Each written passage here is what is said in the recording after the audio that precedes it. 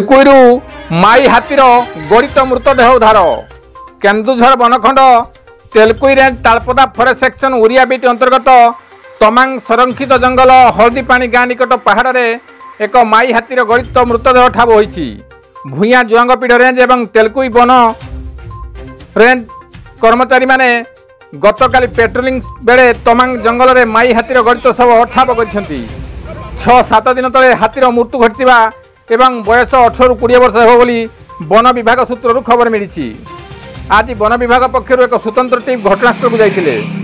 अन्य हाथी माने मृत हाथी निकट को जाइथिया वन विभाग कर्मचारी को दौड़ाइबारु वन कर्मचारी माने भयभीत अवस्था अछंती।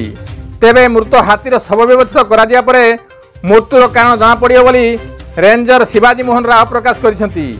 एही दल में 6 टिकिया हाथी पल रहिसंती।